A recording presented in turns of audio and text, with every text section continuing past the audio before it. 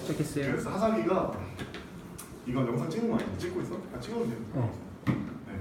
자, 워밍업을 해보면 사사기라는 구조 우리 한번 이제 도에 들어가 볼게. 요 도표를 가지고 이제 요걸 보면은 어차피 이제 제가 카톡으로 사진 보내놓은 건 더 자세하게 나와 있으니까 요걸 한번 볼게요. 사사기는 이제 굉장히 특징. 이 서론이 굉장히 길어. 그러니까 요한계시록까지 갈 때도 서론이 이렇게 긴 책이 없는데 표시해요. 사사기의 서론. 사사기는 1장 1절부터 3장 6절까지. 그래서 사사기를 우리가 성경을 읽을 때 3장 6절을 이렇게 도에 쫙 해놓는 게 너무너무 중요해. 그래서 사사기 서론은 1장 1절부터 3장 6절까지. 이게 바로 사사기의 서론이에요. 오, 그렇다면 이제 사사기의 중간 이야기는 3장 7절부터 16장까지. 오호, 이게 바로 사사기의 본론이에요. 그리고 사사기는 17장과 17장부터 21장까지인데 결론이 17장부터 마지막 21장까지. 근데 이 17장과 18장 그리고 19장, 20장, 21장 이 결론이 크게 두 가지 이야기로 나뉘어요. 이게 특징이야. 사사기는 이렇게 구성되어 있어요. 세 덩어리, 서론, 본론, 결론에서 처음에 사사기는 서론이 굉장히 특이한 책이다. 요한계시록까지 갈 때도 이런 책은 나오지 않는다. 그래서 이 서론에서는 뭘 보여주냐면 역사적 해석.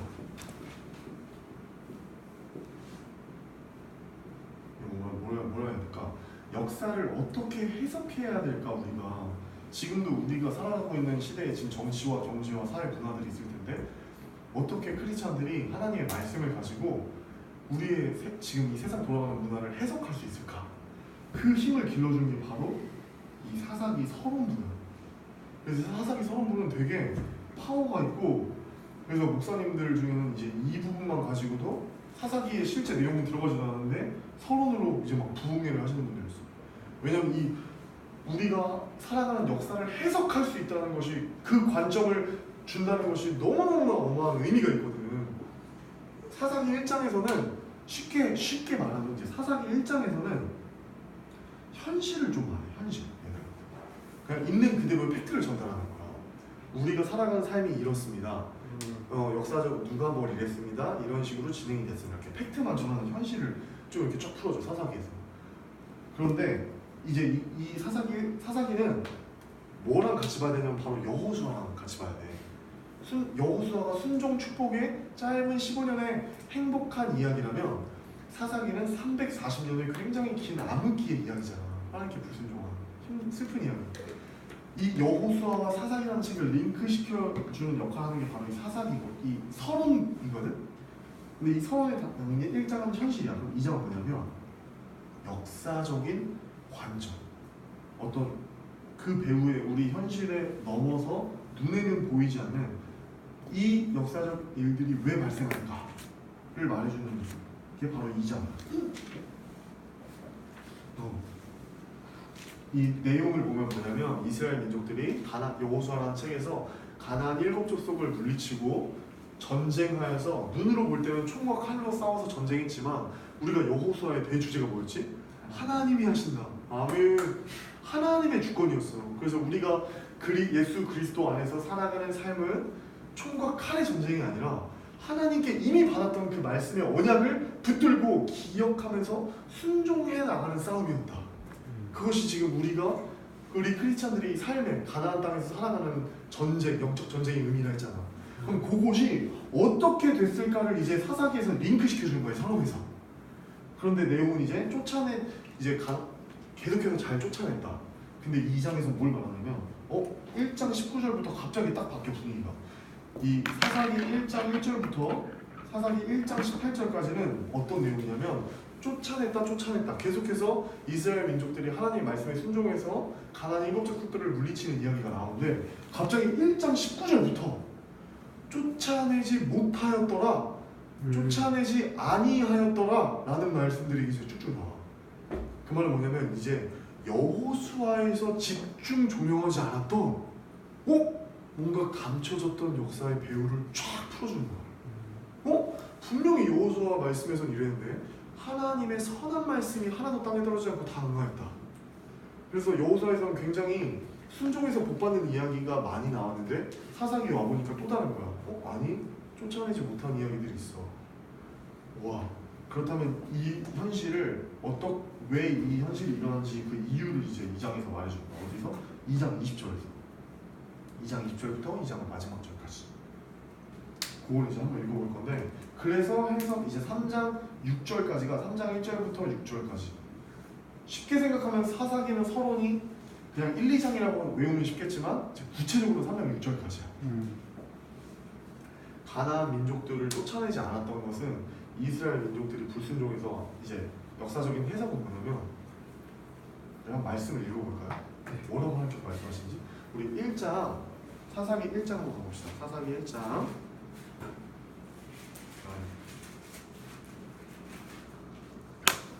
자 1장 1절부터 4절까지를 저와 여러분이 한 절씩 교독해 볼게요. 여호수아가 죽은 후에 이스라엘 자손이 여호와께 여쭈어 이르되 우리 가운데 누가 먼저 올라가서 가나안 족속과 싸우리이까? 여호와께서 이르시되 유다가 올라갈지니라. 보라, 내가 이 땅을 그의 손에 넘겨주었노라 하시니라. 유다가 그의 형제 시몬에게 이르되 내가 제비 뽑아 얻은 땅에 나와 함께 올라가서 가나안 족속과 싸우자. 그리하면 나도 내가 제비 뽑아 얻은 땅에 함께 가리라 하니 이에 시몬이 그와 함께 가니라. 유다가 올라가매 여호와께서 가나안 족속과 브리스 족속을 그들의 손에 넘겨주시고 그들이 베색에서 10,000명을 죽이고. 지금 우리가 읽었던 1절부터 4절 그리고 18절까지는 계속해서 하나님의 백성들, 3절에 보면 유다 나오죠. 이스라엘 민족들이 어떻게 했어요? 2절에 보면 전쟁하기 전에 하나님께 여쭈었어. 순종하고 하나님께 의지하고 기도하면서 그 유다가 순종했더니 하나님께서 가나안 족 4절 볼까요? 유다가 순종해서 올라가니까 하나님께서 가나안 족속과 브리스 족속을 그들의 손에 넘겨주셨고, 이 전쟁이 누가 지금 하신다고? 하나님께서 하고 계신 거야. 순종해서 축복받는 이 이야기들이 계속해서 펼쳐져요. 근데 우리 1장 19절을 한번 읽어봅시다. 여기서부터 이제 그 전쟁만 하면 불패였던 가장 강력한 지파였던 유다 지파. 왜 이렇게 사사기는 유다 지파를 부각할까? 그 이유는 바로 예수 그리스도, 언약을 성취하실 예수님께서 나오시는 그 지파가 바로 유다 지파이기 때문이에요. 그런데 이 유다 불패, 이 유다 지파는 특별히 그 나머지 12지파 중에서도 이제 가나안 서쪽에 들어간 지파는 10지파 아니었죠. 그 10지파 반 중에서도 이 유다 지파는 거의 승승장구했던 지파야, 대표적인. 근데 갑자기 이 유다 지파가 갑자기 딱 막혀버리는 데가 있어. 이 유다 지파도 다 전쟁에 승리한 거 아니면 승리하지 못한 거야? 승리하지 못한 장면을 사사기 1장 19절에서 팍 빨간 색깔로 표시를 해주는 거야. 그게 1장 19절, 20절인데 우리 한번 읽어보겠습니다. 시작. 여호와께서 유다와 함께 계셨으므로 그가 산지 주민을 쫓아내었으나 골짜기 주민들은 철병거가 있으므로 그들을 쫓아내지 못하였으며 그들이 모세가 명령한 대로 헤브론을 갈렙에게 주었더니 그가 거기서 아낙의 세 아들들을 쫓아내었고. 아멘. 자, 1장 19절에 여호와께서, 그 주체가 또 하나님이에요. 근데 유다와 함께 계셔서 그가 산지 주민을 쫓아내었으니 쫓아내었으나, 그런데 뭐라고? 골짜기의 주민들은 철병거가 있으므로 그들을 쫓아내지 못하였으며. 충격적인 이야기예요, 얘들아. 이게 1장 사사기 1장 19절을 읽을 때 결론부터 말하면은 막 살이 떨리게 읽어야 돼, 사실은. 와, 어떻게 유다가 불패했지? 이거 말이 되는 이야기야? 10지파반 중에서 가장 강력했던 그 유다가 왜 실패한 거야? 그 유다가 패배했다는 건 뭐 말하면 다른 지파는 말할 것도 없이 다 정멸하고 잽이 안 된다는 거야. 근데 그 핵심적인 그 역사적인 그 원인이 뭐였냐면 바로 철병거였어. 이게 실제로도 철병거가 이 블레셋 민족들이 갖고 있던 너무나 강력한 무기였거든. 이 블레셋 민족들은 이미 이 가나안 칠족들은 정착해서 안정적인 국가를 이루면서 성읍을 짓고 그 비옥한 영토를 유지하면서 전쟁을 할 수 있는 강한 무기 철병거를 갖고 있었거든. 그럼 얘들 아까 1장에서 뭐라 했지? 우리의 삶을 해석하는 팩트, 현실을 알려준다는데 한마디로 요약하면 핵심 키워드가 철병거야. 1장에서는 이스라엘 민족이 가나안 족속을 침략하지 못했던 거. 근데 2장에서 말하는 건 뭐냐면 2장 20절에서 말하는 건 철병거가 아니었더라는 거야. 와우. 철병거가 아니었다고요? 그렇다면 하나님께서 다시 해석을 해주시는 거예요. 우리 2장 20절 한번 읽어볼까요? 2장 20절부터 23절까지 하나님 한번 같이 읽어보겠습니다. 우리 일단 여기 읽기 전에 정말 과연 그런지 1장 19절 20절 우리 한번 읽었죠? 네. 자, 동사만 한번 체크해주세요. 21절 저 한번 잘 따라와 주세요. 형광펜 들고 체크하면서. 자, 21절에 보면 베냐민 자손 동그라미하고 이 베냐민 자손은 예루살렘에 거주한 여부스 족속을 쫓아내지 못했대. 그러면서 여부스 족속이 베냐민 자손과 함께 오늘까지 예루살렘에 거주하니라. 이게 마지막에 다윗이 다윗 왕국을 재건하는데 마지막 그 순간 직전까지도 발목을 잡는 게 바로 이 사건입니다. 가나안 땅을 다 점령했는데 이 예루살렘에 있는 여부수 족속은 성읍을 접종하지 못한 거야. 그래서 나중에 사무엘상에 가서야 다윗 얘기 때 점령해. 이 여부수 족속을, 예루살렘 성을 시온성이라고 하거든. 이 여부수 족속이 그때까지도 살아남아서 이스라엘 백성들을 조롱해. 야, 우리 이 요새가 얼마나 좋은데 너희 민족이 우리한테 쳐들어오는데 우리가 장애인이어도 너희를 이기겠다 막 이런 식으로 그렇게 모욕하고 조롱해. 근데 하나님께서 다윗을 통해서 점령하게 하신 겁니다. 그 법궤를 회복하면서. 그리고 봐봐, 계속 1장이 끝날 때까지 뭐가 나오냐면 노역을 하였더라, 주민을 쫓아내지 못하고 그들을 쫓아내지 못함이었더라, 가나안 족속 가운데 거주하였으나 노역을 하였더라. 계속해서 쫓아내지 못했다는 이야기를 반복해. 그 동사들을 막 27절 마지막 절 봐봐야 돼. 27절 마지막 쫓아내지 못하네. 가나안 족속이 결심하고 그 땅에 거주하였더니. 그럼 29절에도 막 쫓아내지 못하네. 보이지 얘들아? 그리고 30절에도 마지막 절 보면 노역을 하였더라. 가나안 족속이 그들 중에 거하고. 31절에도 아셀이 나오면서 마지막에 주민을 쫓아내지 못하고. 여기다 사실은 막 빨간 형광펜이든 빨간 펜으로 촥촥촥 계속 반복되는 이 동사들을 체크하면서 굉장히 힘들었던 이 이스라엘 민족의 배후에 감춰졌던 역사의 어떤 뭐라 해야 될까? 낙공수? 그들 들려주는 거예요. 자, 그랬는데 그것이 우리가 현실적인 눈으로 봤을 때는 실제로 점령하지 못한 이유는 철병거 때문입니다. 강한 무기. 근데 그것이 아니라는 거야. 그것이 2장 20절부터 23절에 나와 있습니다. 우리 같이 한 목소리로 교독해 보겠습니다.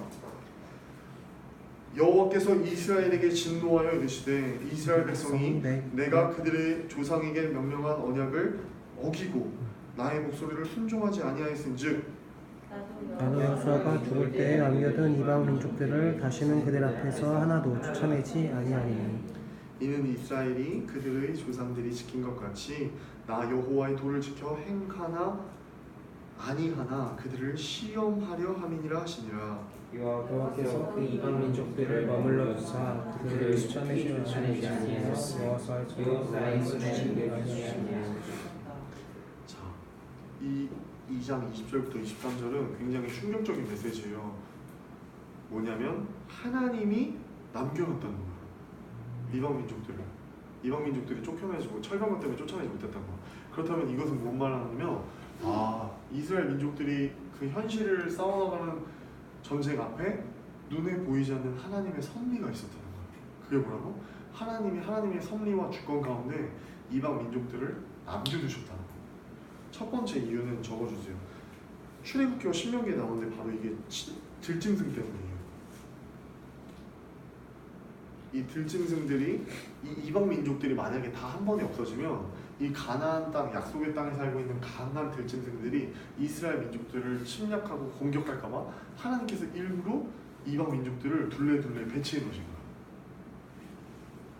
우리 한번 그리고 자, 두 번째, 여기 본문에 나왔던 너무 중요한 말씀이죠. 뭐라고?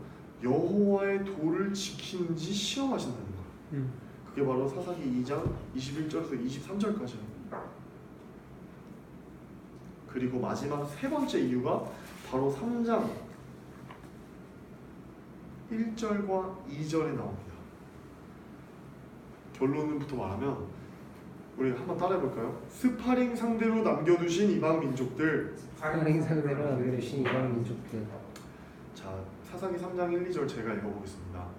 여호와께서 가나안의 모든 전쟁들을 알지 못한 이스라엘을 시험하려 하시며 이스라엘 자손의 세대 중에 아직 전쟁을 알지 못하는 자들에게 그것을 가르쳐 알게 하려 하사 남겨두신 이방 민족들은 하면서 이제 블레셋의 5 군주들과 가나안 친족속의 이름들이 쫙쫙 나와요.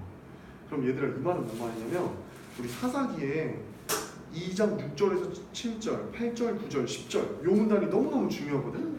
이것이 여호수아의 세대와 순종 축복의 세대와 불순종 저주의 세대에 어떻게 사사기가 340년이 시작된 건지를 말해주는 본문이야. 이거 너무 중요해. 한번 우리 같이 읽어보자. 이걸 조금 집중해서 각자 이 그냥 소리내서 읽는 것보다 어떤 내용이 담겨있는지 좀 집중해서 한번 읽어보세요. 사사기 2장 6절에서 10절까지 정말 집중해서 뭐라고 말씀하시는지. 자, 교독하겠습니다.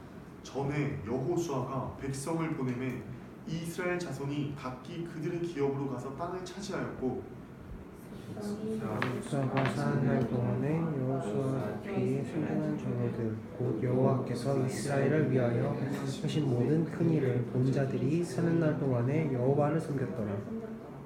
여호와의 종 눈의 아들 여호수아가 110세에 죽음에 무리가 그의 기업의 경내 에프라임 산지 각스 산 북쪽 리브나메스에 장사하였고 우리 10절 같이 읽을게요. 시작. 그 세대의 사람들도 다 그 조상들에게로 돌아갔고 그 후에 일어난 다른 세대는 여호와를 알지 못하며 여호와께서 이스라엘을 위하여 행하신 일도 알지 못하였더라. 아멘. 얘들아, 우리 펜을 들고 표시를 해놓으세요. 이 지금 6절부터 10절이 너무너무 중요한데 6절, 7절은 뭐냐면 여호수아의 대결론이에요. 이 지금 사사기 2장 6절, 7절이 묶여서 어디에 사실 정리되어 있었던 거냐면 여호수아 맨 마지막 24장 31절 대결론 부분이었어. 여호수아라는 책이 끝나는 맨 마지막 절을 2절로 풀어서 놨던 거야. 우리 한번 여호수아 24장 31절 한번 가볼까요? 여호수아 24장 31절 과연 우리가 읽은 부분과 같은지. 시작. 이스라엘이 여호수아가 사는 날 동안과 여호수아 뒤에 생존한 장로들 여호와께서 이스라엘을 위하여 행하신 모든 일을 아는 자들이 사는 날 동안 여호와를 섬겼더라. 아멘. 신명기의 말씀대로 전쟁하기 전에도 하나님의 말씀을 선포하고 이 제사장들이 선포한 후에 이스라엘 백성들의 마음을 담대하게 하고 하나님의 말씀을 기억하면서 전쟁을 하고 여리고성을 무너뜨리고 남쪽에 있는 그 모든 성읍들을 또 남쪽에 있는 성읍들과 막림라 에이드 그 6가지 성읍들을 정복하고 또 북쪽에 있는 26명의 왕들을 싸움에서 승리했던 이 여호수아와 이스라엘 백성들은 하나님의 말씀을 순종했던 사람들이야. 이 믿음의 세대는 사는 날 동안 여호와를 섬겼더라. 하나님을 예배했어. 그런데 너무나도 슬퍼 얘들아. 다시 사사기 들어와봐. 2장 8절 9절은 이제 여호수아의 죽음의 이야기고 이게 바로 여호수아 24장 29절에 30절 얘기야. 이게 아까 여호수아 우리 24장 보면은 31절 방금 읽었죠. 그 위에 바로 한번 볼래? 29절이랑 30절. 여호수아 24장 29절 30절. 요게 지금 크로스로 사사기에 이렇게 딱 교차로 넣어놓은 거야. 똑같은 내용을 풀어서. 그럼 이 말은 뭐냐면 여호수아가 죽는 얘기 나온 거야. 110세에 여호수아가 죽었는데 어디에 죽었다고? 딥나세라야. 근데 이 장소만 조금 바뀌었어. 여호수아에서는 딥나세라인데 사사기에서는 뭐라 돼 있지 얘들아? 딥나 페레스라 돼 있어. 요 단어만 바뀌고 똑같은 내용이야. 그 다음에 이제 10절이 너무너무 중요한데 자, 그 세대의 사람도 다 그 조상에게 돌아갔고 그 세대는 뭐냐면 여호수아 세대를 말해. 거기다 적어 동그라미 해놓고 그 세대는 여호수아 세대. 순종에서 축복받았던 그 세대인 거야. 근데 그 후에 일어난 완전히 쫙 치고 여기서부터 쫙 이걸 어떻게 표시를 해놔. 이게 쫙 그 후에 일어난 쫙 이 슬래시 표시해놓고 다른 세대에 너희들이 할 수 있는 그 중요한 표시한 다음에 이 다른 세대는 첫 번째 여호와를 알지 못하며 두 번째 여호와께서 이스라엘을 위하여 행하신 일도 알지 못하였더라. 우리 하나님이 어떤 분이신지 알지 못했고 믿음의 조상들에게 하나님께서 어떻게 역사하시고 주권적인 섭리로 가나안 칠족들을 이기게 하셨는지 그 역사적인 그것도 몰라. 부모님의 신앙도 전수받지 못한 거야. 그래서 이것을 그 다음 세대라고 하지 않고 뭐라고 표현했지 지금 성경 기자가? 다른 세대. 이게 사사기의 주인공들이에요. 다른 데를 표시해놓고 사사시대 340년의 사람들. 단순하게 우리 민수기에서 봤어요. 신명기를 모세가 설교를 했던 이유 자체가 1세대 광야에 첫 번째 출애굽 1세대가 다 죽었고 2세대에게 설교를 했던 거야. 근데 그때는 뭐라 했어? 다음 세대였어. 출애굽 2세대는. 그치? 그런데 이 사사기에 나오는 여호수아 세대 이후에 이 사사기를 이끌어내는 세대들은 뭐라고? 다른 세대라고. 하나님을 알지 못하고 하나님의 역사를 알지 못하는. 그래서 우리가 이 사사기라는 책을 읽기 전에 오늘 우리가 이거를 얻고 돌아갔으면 좋겠어요. 하나님, 저희들의 신앙뿐만 아니라 부모님의 세대에 하나님께서 우리가 지금 이렇게 하나님을 예배하고 누릴 수 있는 것은 이 영교회 이렇게 좋은 시설과 이렇게 좋은 시설에서 하나님을 예배할 수 있는 건 믿음의 조상들의 눈물과 기도가 담겼다는 증거예요. 그럼 우리는 그것에 대해서 감사할 수 있어야 돼요. 그리고 두 번째는 우리가 나의 신앙만을 잘 간직하는 거, 하나님을 아는 거에 그치는 것이 아니라 그 다음 세대, 우리가 출산하게 되고 우리가 이제 만나게 되는 후배들, 교회의 후배들에게 이 하나님에 대한 것, 그리고 우리의 삶 속에서 역사하셨던 하나님에 대한 이야기들을 전수해 줘야 되는 거야. 이것이 너무너무 중요한 거야. 그렇게 하지 못했기 때문에 이 사사기 2장 6절에서 10절까지의 내용을 보여주면서 모든 이야기가 서론에서 막 이걸 찍어주고 도장 찍어주면서 뭐가 쫙 시작되는 거야. 2, 3장 7절부터 16절, 그리고 이 끔찍한 17, 이 마지막 결론이 아까 결론봤지. 이 입에 담기도 어려울 정도의 음행과, 근데 그 음행의 한복판에 누가 있었어? 목사님들이 있었어. 레위인들이 있었던 거야. 오늘날로 말하면 레위인, 이스라엘 백성들의 리더가 타락했다는 거는 이스라엘 백성들은 말도 할 것이 없다는 거야. 이스라엘 민족 전체가 다 타락했다는 암흑기, 이스라엘 역사에서 지우고 싶은 치욕의 순간이 뭐로 인해서 시작됐다? 여호와를 알지 못하고 이 여호와께서 이스라엘을 위하여 행하신 일도 알지 못하는 다른 세대가 나오는 거지. 그럼 우리는 다른 세대가 되지 않기를 위해서 기도해야겠어요. 하나님, 우리가 다른 세대가 아니라 하나님의 다음 세대가 되게 하여 주옵소서. 아멘. 아멘. 네, 우리 이 사사기는 계속해서 이제 이 3장 7절부터 16절은 본론을 꿰뚫는 어떤 계속 반복되는 그 프레임이 있어요. 그게 뭐냐면 순환사관이에요. 따라해볼까? 순환사관. 그 그림이 뭐냐면 이스라엘 민족들이 타락해요. 하나님을 예배하지 않고, 그걸 사사기에서 뭐라고 표현하냐면 2장 13절에 표현되어 있어요. 우리 한번 읽어볼까? 그게 너무 잘 정리되는데 이게 계속 반복돼요. 타락. 2장 13절 읽어볼게요. 시작. 곧 그들이 여호와를 버리고 바알과 아스타로스를 섬겼으므로. 네, 이 모습들이 그 시대마다 계속 반복돼요. 표현이 조금만 바뀌는 거예요. 이렇게 이스라엘 백성들이 타락하면 이스라엘 백성들이 어떻게 하냐면 하나님께 부르짖어요. 아니 이스라엘 백성 부르짖기 전에 뭐가 있냐면 하나님이 심판하셔. 그게 뭐냐면 진노의 몽둥이야. 이걸 하나님께서 이 진노의 몽둥이를 대시는데, 이 진노의 몽둥이가 제 표현이 아니라 성경 표현이에요. 그걸 그대로 빌렸어. 근데 이 심판을 하시는데 어떻게 구체적으로, 고대 근동은 어떤 역사라고? 전쟁 역사. 이스라엘 둘러싼 전쟁, 이방 민족들이 침략하게 하셔. 그래서 이스라엘 민족들을 우리나라 일제강점기처럼 일본이 우리나라를 괴롭히고 어머니들 힘들게 하고 정치 경제적으로 완전히 타락시켜버리니까 민족 말살 정책을 펼치려고 하니까 이스라엘 백성들이 너무 힘들어서 하나님께 회개해. 근데 이 성경에서는 이제 사사기 이제 읽을 거잖아. 읽으면 회개라는 표현이 안 나오고 뭐라고 나오냐면 부르짖었더라. 뭐라고? 부르짖었더라. 그러면 우리가 그러면 사사기 오늘 우리가 공부하고 배웠는데 내가 집에 가서 또 이제 사사기를 읽어볼 때 부르짖었더라라는 말이 나오면 우리는 뭘로 해석할 수 있으면 되지? 이스라엘 백성들이 회개하고 있구나 지금. 그리고 그렇다고 회개하면 하나님께서 이스라엘 민족에게 구원을 주죠. 누구를 통해서? 이 사사를 통해서. 이 사사는 뭘 의미하냐면 하나님의 말씀을 대언하는 사람인데, 이제 하나님의 말씀을 대언하는 사람들은 보통 우리가 배웠던 선지자들이야. 근데 이 사사는 어떤 성격이 더 강하냐면 전쟁에서 이방 민족들을 물리치고 그 이방 민족에 속해 있던 하나님의 백성 이스라엘을 구원하는 이야기. 전쟁에서 승리하는 이 구원자의 역할이 굉장히 강해. 그게 누구라고? 이 구원자가 바로 사사들. 하나님의 백성들 하나님께서 태역하시는 거예요.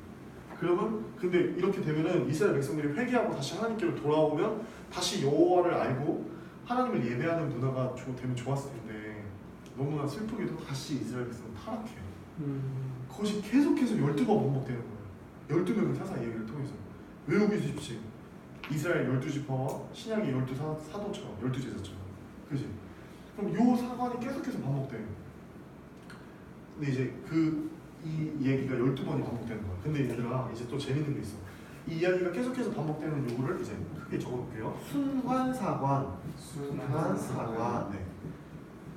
그러니까 오케이. 서론에서는 하나님께서 역사적인 해석을 해주셨어. 이스라엘 민족들이 왜 이 암흑기를 거치게 되는지. 그래서 우리가 어떻게 사사기를 읽으면서 기도하면서 우리의 삶에 적용하며 나아가야 될지를 배웠었어요. 그리고 이 본론을 들어가니까 이 순환사관 요거를 가지고 이제 3장 7장부터 16장까지 읽을 때 계속 이렇게 굴려가면서 읽으면 되는 거야. 근데 하나님께서는 이 성경을 연구할 때 이 볼륨이 굉장히 중요해요. 분량. 어떤 내용이 몇 장을 차지하고 있느냐는 단순히 그냥 이 내용을 많이 하고 싶어서가 아니라 중요성에 따라서 배치하고 배분하는 거야. 그러면 이 사사기의 12사사 중에서도 굉장히 단순히 몇 절, 한 3절, 4절밖에 안 되는 사사가 있고 12명의 사사 중에서 굉장히 분량이 몇 절이 아니라 3장, 4장에 걸쳐서 너무나 편파적으로 집중된 인물들이 있어. 그 인물이 바로 기드온과 삼손이야. 그렇다면 기드온의 이야기를 통해서 삼손의 이야기를 통해서 하나님께서 우리에게 더 교훈해 주시고 싶은 얘기들이 있는 거야. 그럼 사실은 우리에게 주어진 시간만 더 많다면 우리는 뭘 하면 좋을까 같이? 그렇지. 기드온과 삼손을 사실 6장부터 9장에 나오는 그 기드온의 이야기 또 13장부터 16장에 나오는 그 삼손의 이야기들을 같이 우리가 한번 개인적으로 묵상하는 시간을 가지고 각자에게 주신 은혜들을 나눠볼 때 하나님께서 주시는 은혜가 풍성하게 있겠죠. 자기 삶을 해석해 볼 수 있고. 네. 그래서 요 순환사관이 만약 구체적으로 요 4가지 우리 한번 따라해볼까? 타락, 심판, 회개, 구원. 요게 만약에 구성요소가 다 있으면 이 사사를 대사사라고 해요. 그리고 이 구성요소 중에 하나가 빠져있거나 조금 이 내용들이 다 안 채워져 있으면 소사사라고 해요. 그래서 이 12사사는 대사사가 6명 그리고 소사사가 6명이야. 이렇게 나와요. 대사사 이 순환사관이 다 나오는 사사가 6명 이제 이 순환사관이 다 나오지 않는 사사가 6명이야. 그러면 이제 요 이야기는 이제 자세한 걸 여기서 한번 다시 보도록 하고 이렇게 본론 딱 잡혔죠? 어떤 내용인지 12명 등장인물 나오겠다. 그런 이런 구조고 자 사사기의 결론은 17장과 요 구조인데 얘들아 이거 나 너무너무 재밌어. 이거 까먹을 수도 없어. 왜냐면은 얘들아 우리 동전 있잖아. 동전 이 사사시대가 주는 마지막 결론 메시지가 너무 중요한 게 뭐냐면 지금도 반복되거든. 우리 삶에도 적용이 돼. 이 하나님의 백성들이 타락하잖아. 그럼 2가지가 꼭 따라와. 뭐냐면 다 자를까? 우상숭배, 음행.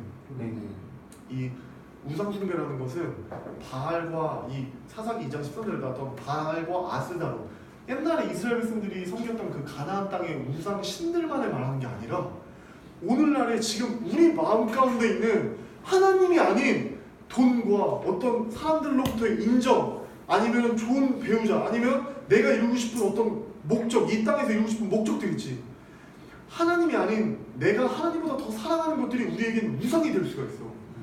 그 우상 숭배와 반드시 또 어떤 것들?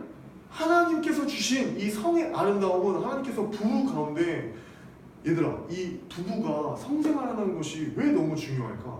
하나님께서 주신 최소 단위의 최소 단위의 공동체가 가정이야. 이 가정에서 하나님은 하나님 나라를 이루기를 원하죠. 그래서 남편과 아내가 이씨와 이씨가 서로가 서로의 모습을 보면서 서로가 서로의 부족함을 채워주고 하나님의 말씀대로 가정에 하나님의 나라가 임재하도록 가정을 가꾸는 게 너무너무 중요한 거야. 그래서 이거 진짜 그냥 한 말로 너무너무 중요한 게 창세기 1장 26절 27절에서 하나님께서 이렇게 말하죠. 여섯째 날에 남자와 여자를 창조하시고 할 때 그 남자와 여자는 히브리어로 자카르, 남자는 자카르, 여자는 네케바라. 근데 2장에서 하나님께서 1장은 첫째 날, 둘째 날 이렇게 날로 가지. 이 창조 이야기를 쫙 풀어주시고 하나님께서 2장에서 뭘 하시냐면 다시 이 여섯째 날에 했던 행동만 갑자기 클로즈업해. 프리즘으로. 그래서 다시 쫙 뽑아. 뭐? 사람에 대해서 창조한 얘기만 다시 뽑는 거야. 왜냐? 너무 중요하니까. 1장 27절에서 가장 중요한 1장의 핵심어가 뭐냐면 형상이야, 형상. 이게 히브리어로 첼렘이라는 건데 하나님의 형상대로 자기 형상대로 사람, 남자와 여자를 창조하시고 이게 바로 하나님이 인간을 너무너무 사랑하시는 사랑이 담겨있고 하나님의 꿈이 담겨있는 거야. 근데 여기서 1장에서 말했던 남자와 여자는 성을 말하는 거야. 성. 남성과 여성. 이 성이 다른 걸 창조했다는 건데 하나님께서 2장에서는 이것을 그냥 1장에서 그냥 이 첫째 날의 시간 순서대로 이렇게 창조했다로 넘어갈 문제가 아닌 거야. 가정이라는 최소 단위가 너무 중요하고 내가 너희들 사랑하는데 가정의 원리와 남자와 여자가 어떤 서로에게 존재인지 이게 핵심 키워드가 2장에서 뭐냐면 돕는 배필이거든. 따라볼까? 돕는 배필. 돕는 배필. 이거 에체르라고 하는데 히브리어로 이 남자와 여자는 달라. 1장에서 말했던 자카르와 네케바가 아니라 우리가 그 찬양을 알고 있던 이씨와 이샤인 거야. 이씨야. 얘들아 뭔가 느낌이 뭐지? 이씨라는 말에서 이샤가 나온 거야. 남자에게서 갈빗대를 취하였은즉 여자를 부를 것이라. 그러면서 아담이 너무나도 감탄을 해. 너는 내 뼈 중에 뼈요 살 중에 살이니라. 그것은 무슨 사건이었냐면 하나님께서 모든 가축과 땅에 기는 것과 공중의 새와 바다의 물고기를 창조하시고 아담에게 다 이름을 지으라고 하시거든. 이 땅을 창조하시고 같이 살아가길 원하면서 이름을 짓는 것을 아담에게 대리하셔. 하나님의 형상에게 맡기신 거야. 그래서 아담이 이름을 다 지었어. 예를 들면 이거야. 승준이가 지은 거야. 코끼리 이름 짓고 사자 이름 짓고 막 새 이름 짓고 비둘기 이름 짓고 다 짓고 나서 났는데 한 가지 의문이 드는 거야. 아 근데 희한하다.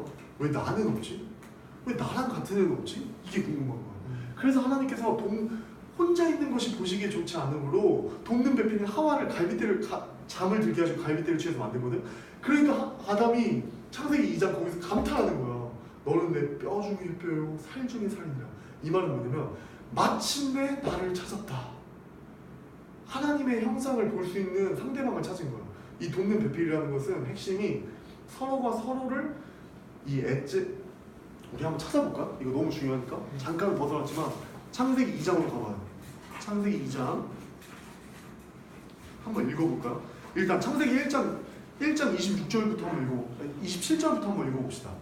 창세기 1장 27절 시작. 하나님이 자기 형상 곧 하나님의 형상대로 사람을 창조하시되 남자와 여자를 창조하시고 여기서 시작. 하나님이 그들에게 복을 주시며 하나님이 그들에게 이르시되 생육하고 번성하여 땅에 충만하라. 땅을 정복하라. 바다의 물고기와 하늘의 새와 땅에 움직이는 모든 생물을 다스리라 하시니라.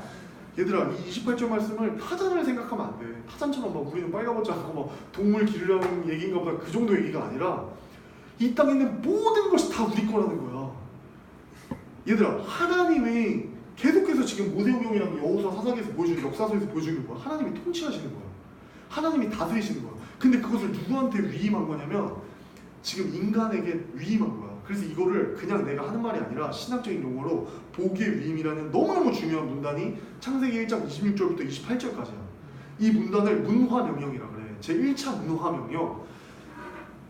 그래서 이 26장에 보면 하나님이 이르시되 우리 삼위일체 우리의 형상을 따라 이 첼렘에는 세 가지 특징이 있어.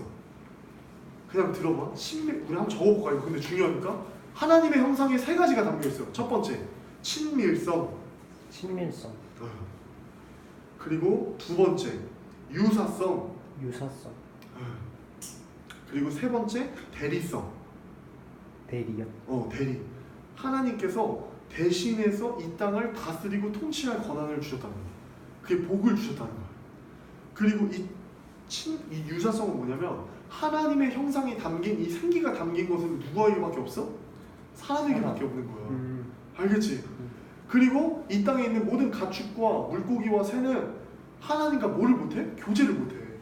근데 하나님께서 우리 설교할 때 많이 들었지. 하나님이 우리를 창조하신 목적은 하나님과 우리가 교제하기 위해서다. 그 첫 번째 첼렘이라는 이 히브리어 형상이라는 말의 가장 첫 번째 중요한 핵심 메시지가 뭐냐면 친밀성. 하나님은 우리를 하나님과 교제하도록 창조하신 거야. 교제하면서 살도록 하기 위해서. 그것이 이것이 창세기 중요한 여기 하나님의 형상이라는 것이 담겨 있는 거야. 그 형상은 우리에게밖에 없어. 근데 2장으로 넘어와 이제 중요한. 자, 창세기 2장으로 넘어왔어요. 근데 여기 근데 1장 27절에 남자와 여자 동그라미 넣고 적어봐야 돼요. 남자는 아까 창세기 1장 27절 남자는 자카르야. 히브리어로 자카르. 근데 여자는 뭐라고? 네케바. 이 히브리어 남자와 여자를 여기서 말하는 건 성을 말하는 것이고 하나님께서는 남자와 여자가 평등하다는 걸 말해주시는 거야. 그러니까 자꾸 디모데전서 2장이나 막 고린도전서 읽고 나가지고 막 여자는 일체 조용히 잠잠하라 그런 말 읽고 와가지고 막 여자들 목숨 안 주고 그러면은 안수 안 주고 여자들 그렇게 여자는 일체 조용히 하고 남자에게서 배워야 된다 이렇게 가르치면 그거 잘못된 거야. 하나님은 창세기 1장에서 남자 여자를 창조하실 때 평등하게 창조하셨어. 근데 얘들아 2장에서도 그게 나와.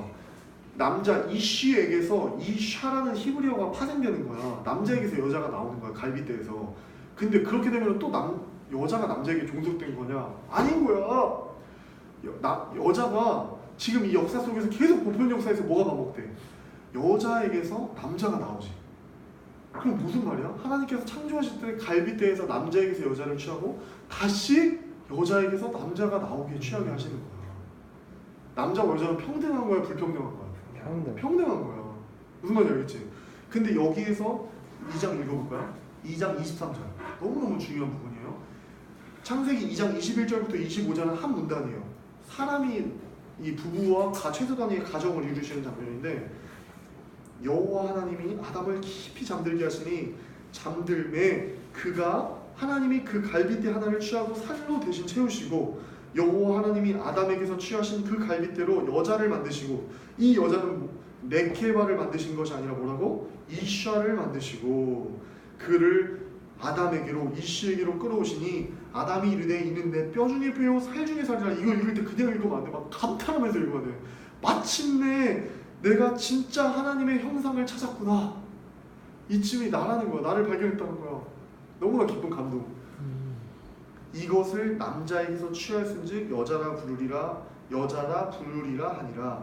이러므로 남자가 부모를 떠나 그의 아내와 합하여 둘이 한 몸을 이룰지니라. 이것이 남자와 여자가 우리 그래서 결혼식 때 가장 많이 인용하시는 목사님들이 성구가 바로 이 창세기 2장 24절이에요. 남자가 부모를 떠나 그의 아내와 합하여 둘이 한 몸을 이룰지니라. 남자와 여자는 지금 막 페미니즘이나 이런 것들 제가 되게 발언하는 게 조심스러운데 사실 이 문제가 여자의 이 권리를 존중해달라, 남자의 역차별의 권리를 존중해달라는 서로의 목소리를 주장하는 게 중요한 것이 아니라 우리가 하나님께서 우리를 어떻게 창조하셨는지 말씀으로 돌아가면 되는 거야. 근데 하나님께서 뭐라고? 둘이 한 몸을 이룰지니라. 이건 뭔 말이냐면 둘이 하나다. 하나라는 건 뭐야? 본질을 말하는 거야. 너희 남자와 여자는 둘이 뗄래야 뗄 수 있는 관계가 아니라 서로가 서로의 모습을 보면서 우리가 둘 다 하나님의 형상이라는 걸 보게 하는 거야. 근데 여기 히브리어 단어를 보면 또 재밌는 원리를 발견할 수가 있어. 자, 히브리어 단어에 이 돕는 배필을 한번 볼까? 창세기 2장 20절 한번 읽어보겠습니다. 시작. 아담이 모든 가축과 공중의 새와 들의 모든 짐승에게 이름을 주니라. 아담이 돕는 배필이 없으므로. 이 돕는 배필이 뭐냐면 에제르 케네그드라는 말이야. 히브리어는 에제르 케네그드. 에제르 띄고 케네그드 띄고 이 두 어절이 합쳐져서 하나의 단어를 이루는 건데 돕는 배필. 이 에제르는 돕다라는 뜻. 그리고 이 배필이라는 케네그드라는 말은 돕다라는 말이야. 근데 배필이라는 말이야. 근데 이 배필의 원어의 뜻은 뭐냐면 영어로 표현할 때 against, 대항하여, 마주대하여. 그럼 이런 그림을 상상하면 돼, 얘들아. 창세기 2장 18절을 읽을 때는 남자와 여자가 서로 이렇게 마주 서 있는 모습을 상상하면 돼. 이 그림이야. 그런데 얘들아 봐봐. 서로 against, 대항하고 있다는 건 뭐냐면 서로 싸우고 대적할 수 있다는 거야. 이 말은 뭔 말이냐면 다르다는 거야. 남자와 여자가 다르거든? 그래서 우리 이성교제 세미나만 엄청 많이 나오잖아. 화성에서 온 남자, 이 금성에서 온 여자.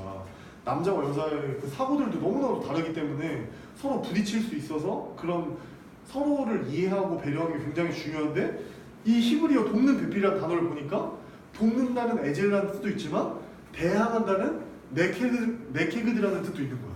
그러면 목사님께서 해주셨던 말 중에 가장 와닿았던 말씀이 뭐냐면 남자와 여자는 서로가 서로에게 하나님의 형상을 발견하는 것이 정체성이고, 두 번째, 서로가 서로에게 다름을 인정하고 다른 모습을 볼 수 있는 존재라는 거야. 같은 모습을 본다는 거야, 다른 모습을 본다는 거야? 그렇지. 같은 모습도 보고 다른 모습도 본다는 거야. 그러면 어떻게 해야 될까? 같은 모습을 볼 때는 서로가 서로의 모습을 보면서 배우고 감사하면 되는 거고, 다른 모습을 볼 때는 서로가 서로를 채워주면 되는 거야. 그러니까 우리가 서로가 다르다는 것을 인정하고 가정을 시작하고 돕는 배필이 서로 돼야 되는 거야. 이게 여자가 남자를 위하여 돕는 배필이다 이런 식으로 한국말로만 문자적으로 해석하면 절대 안 돼. 이러니까 막 여성신학 이런 게 나오는 거야. 왜 하나님은 왜 이렇게 글을 기록하셨냐. 여기 보면, 야, 한국말로 보면 얘들아 이렇게 보여. 내가 그를 위하여, 남자를 위하여 돕는 배필을 지으리라. 봐봐, 한국말로 읽으면 누구를 위해서, for라는 전치사가 누구한테 붙어? 남자한테 붙는 거야. 남자를 위해서 여자를 만들었다. 여자는 남자에게 아래에 있는 종속된 것 같지만 그것이 아니라는 것이 창세기의 결론이에요. 그렇다면 이 창세기에 타락도 계속해서 반복되는 이 3장 6절의 이 타락의 모습을 볼까? 3장 6절 우리 한번 읽어볼까요? 시작!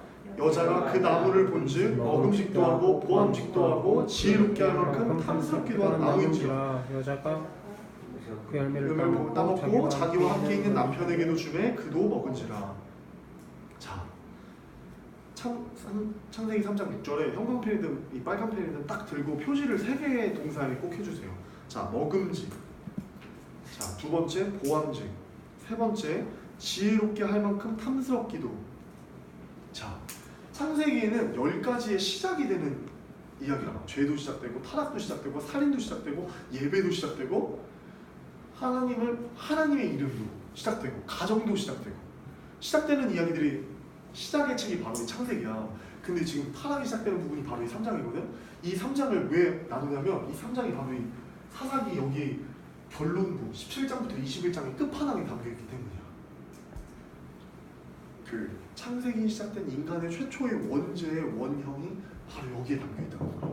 와, 난 이걸 발견하고 너무너무 재밌었어. 얘들아, 하와는 사탄의 말에 속아서 사탄의 말에 압도되어서 사탄의 말에 압도된 상태로 선악과를 보니까 하나님께서 분명히 먹지 말라고 금지하셨는데 사탄의 말을 들었어. 그 다음에 선악과를 보니까 어떻게 보여? 먹음직하고 보암직하고 지혜롭게 할 만큼 탐스럽기도 해. 이렇게 변해버린 거야. 똑같은 선악과가 나쁜 것이고 좋은 것이고가 아니라 그대로 있는데 사탄의 음성을 듣고 프레임이 바뀌어서 바라보니까 하나님의 말씀이 아니니까 완전히 압도돼서 이게 변해버렸어. 이것을 사도 요한이 요한일서에 너무나 잘 정리해놨어. 요한일서 2장으로 가볼까? 자, 요한 신약으로 한번 넘어가서 이 창세기 3장에 담겨있던 원죄의 이 프레임이 요한일서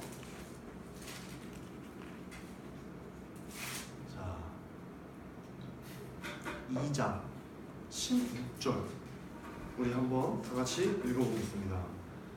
15절, 16절, 17절을 우리 한번 같이 읽어볼게요. 시작.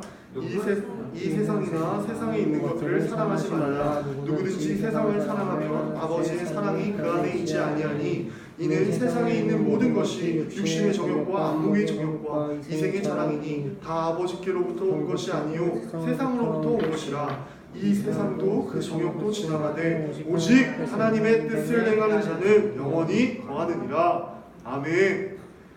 16절 동그라미 넣고 창세기 3장 6절 프레임 딱 적어놔 얘들아. 16절 동그라미 넣고 창세기 3장 6절 그 다음에 프레임 네모쳐놓고 이 처음에 태초를 창조한 아담과 하와의 범죄의 프레임이 너무나도 신약에서 사도 요한이 너무나 잘 풀어줬어. 보암직도 했던 이 처음에 여자가 그 나무 선악과를 본즉 먹음직도 하고 뭐라고? 육신의 정욕. 이 육신의 정욕이 먹음직 적어놓고 안목의 정욕 보암직도 하고 창세기 6장 보면 그것이 안목의 정욕 눈에 보는 우리가 사고 싶은 막 이런 것들 그 다음에 이생의 자랑 이 창세기 3장 6절에 지혜롭게 할 만큼 탐스럽기도 하고 탐스럽기도 한 나무인지라 지혜롭게도 할 만큼 이 죄의 모습이 동전의 양면처럼 어떻게 드러나냐면 우상숭배와 음행으로 드러난다 했어요. 그러면 나는 여러분들이 꼭 이걸 알았으면 좋겠는 거예요. 사사기의 결론에 가서 동전을 떠올려. 하나님의 백성이 준모가 지금 이렇게 앞에서 말씀을 가르치고 나누고 있는 것 같지만 제가 만약에 하루에 시간을 내어서 하나님의 말씀을 묵상하지 않고 제가 하루에 시간을 내어서 기도를 하지 않으면 저도 똑같이 제 마음의 왕자에 우상 숭배를 하게 되고 음행의 길을 가게 돼 있어요. 창세기를 통해서 계속해서 인류의 역사는 수없이 반복되는 얘기잖아. 근데 이것이 사사기라는 역사에서도 이게 담겨 있어서 그래서 17장부터 첫 번째 이야기와 두 번째 이야기가 동전의 양면처럼 뗄 수 없는 것이 뭐라고? 자, 앞면은 뭐라고? 우상 숭배. 그리고 사사기 역사를 보여서 뒷면은 뭐라고? 음행. 자, 이것이 바로 사사기 17장, 18장의 이야기예요. 그래서 이걸 적어놓으세요. 우상 숭배. 이것은 레위인, 미가라는 개인이 하나님을 예배하지 않고 자기의 집에 레위인도 원래 레위인들을 목사님들 오늘날에 말하는 목사님들은 레위인들은 각 지파에 흩어져서 정해진 대로 이스라엘 12지파에 흩어져서 그 지파 사람들에게 하나님의 말씀을 가르치면서 그 백성들이 하나님께 돌아올 수 있도록 그 말씀을 가르치고 예배 방법을 알려주는 의무와 책임이 있었어요. 근데 그 레위인을 자기 마음대로 막 그냥 개인으로 도용해가지고 자기 집에서 우상을 만들어 놓고 집안에서 우상 숭배를 했어요. 미가라는 개인이. 그 이야기가 바로 17장, 18장에 나와. 근데 이 17장에서는 미가라는 개인이 우상 숭배할 뿐만 아니라 18장에서 막 단지파가 이 미가의 개인 우상을 또 막 빼앗고 살인을 저지르고 그런 이야기들이 나오는 거예요. 지파까지도. 어떤 개인의 모습과 그러니까 사사기라는 책을 통해서 뭘 비춰준다? 개인의 타락을 딱 보여줘. 우상 숭배.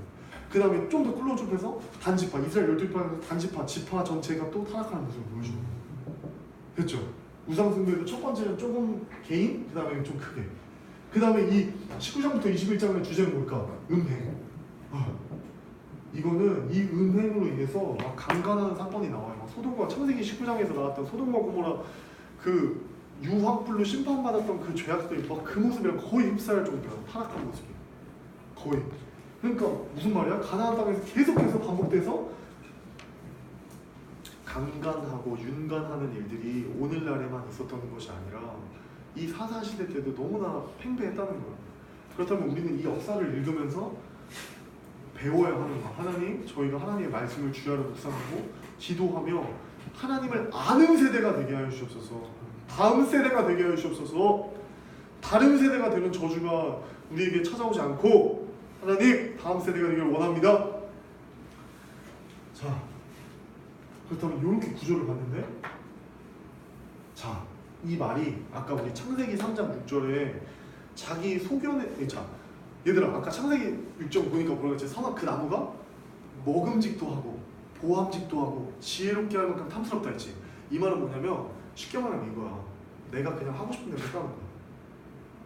조금 이제 강력하게 말하면 내 그냥 욕구대로 했다는 거야. 하나님 말씀대로 행하잖아. 우리도 사실 살아갈 때 얼마나 그 수많은 선택이 있어요. 내가 하고 싶은 대로 하고 싶은 선택이 있고 하나님 말씀대로 할 수 있는 선택의 순간들이 오늘날도 있는데, 자, 이것이 우리, 자, 여기 이거 장절 한번 제가 적어줄게요. 잘 적어보세요. 이제 이거 잡혔죠? 자, 하나님의 말씀이 딱 여기 너무나 잘 적혀. 자, 17장 사사기 17장 6절, 그 다음에 사사기 18장 1절, 사사기 19장 1절과 사사기 21장 맨 마지막 장인 25절, 이 두 가지의 이야기는 삽입된 거야. 얘들아, 이 결론은 따로 뺀 거야. 사실은 이걸 얘기를 해줄게요. 저는 이걸 듣고 너무너무 재밌었어요. 뭐냐면 서론, 본론, 결론이 시간 순서의 흐름이 아니라, 서론과 본론은 시간 순서의 흐름이지만 이 결론은 이 16장의 이야기, 삼손의 이야기 다음에 일어난 일이 아니라 요 사건이 하나로 뭉쳐져서 어디에 있냐면 여기 4장 12절 여기 사이에 껴들어가 있는 삽입된 사건을 결론에 빼서 만들어 놓은, 이게 다시 한 번 더 말해주는 거야. 어떤 두 가지 주제를 가지고 우상숭배와 음행이라는 주제를 가지고. 알겠지? 이때가 바로 사사가 없는 무사사 시대거든. 근데 사사기를 대표하는 우리 아까 교훈을 볼 때 우리가 받아들여야 할 때 첫 번째 사사기 시작하기 전에 봤던 말씀은 사사기 8장 23절이었어. 나도 너희를 다스리지 아니하겠고 나의 아들도 너희를 다스리지 아니하겠고 오직 여호와께서 너희를 다스리시리라. 이것이 사사기의 주제잖아. 근데 이 이스라엘 백성이 얼마나 타락한 영적 암흑기인지를 표현해주는 말씀이 있어. 그 표현의 말씀이 바로 이 네 구절이야. 근데 너무나 체계적이지 얘들아. 17장의 첫 번째 부분, 18장의 첫 번째 부분, 그 다음에 이 또 두 가지 주제, 두 번째 주제는 처음과 끝에 이 하나님, 이 사사기의 결론들을 집어넣었어. 우리 다 같이 한번 이 말씀들을 찾아서 읽어보겠습니다. 자, 시작. 먼저 사사기 17장 16절을 찾아주세요. 그래서 형광펜을 표시해놓고 이것들은 꼭 적어놓고 표시를 해놓은 거예요. 자기 성경책에. 자, 사사기 17장 6절.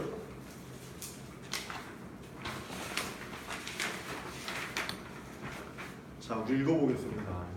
사사기 17장 6절 시작. 그때에는 이스라엘에 왕이 없었으므로 사람마다 자기 소견에 옳은 대로 행하였더라. 아멘. 여기다 형광펜 착쳐는 사사기는 어떤 시대다 한마디로 정리하면 사람마다 자기 소견에 옳은 대로 행하였더라. 이 말은 뭐냐면 자기 소견 딱 쳐놓고 자기 눈에 옳은 대로라고 적어놓고 창세기 3장 6절 적어놓고 요한일서 2장 13절도 적어놓고 육신의 정욕과 이생의 자랑과 이생의 정욕, 육신의 정욕, 안목의 정욕, 육신의 정욕, 이생의 자랑대로 행동했다는 거야. 이 자기 소견에 옳은 대로. 자, 18장 1절 읽어보겠습니다. 사사기 18장 1절 시작. 그때에 이스라엘에 왕이 없었고 단지파는 그때에 거주할 기업의 땅을 구하는 중이었으니 이는 그들이 이스라엘 지파 중에서 그때까지 기업을 분배받지 못하였습니다. 아멘. 자, 얘들아 17장과 18장 읽었는데 이 구조는 저희가 성경 일독을 하면은 이게 그냥 글자랑 이렇게 텍스트만 있기 때문에 어떤 구조, 그림이 잡혀있지 않고 그냥 내가 여기 이 내용인가 보다만 이렇게 파악할 수 있어. 근데 저는 이걸 바라는 거야. 이 도회를 어디 A4 용지는 옆에 공책에 그려놓고 지금 내가 18장 1절, 17장과 18절을 읽을 때는 지금 어디 위치에 와 있는 거야? 여기 위치에 와 있는 거야. 그래서 너무 중요한 사사기 이 정리를 해주면서 이 시대에 있었던 결론, 가장 치욕적인 사사기를 잘 드러내는 거 클로즈업해서 돋보기로 쫙 보여주는 거야. 자, 그 다음에 19장 1절 한번 읽어볼게요. 사사기 19장 1절.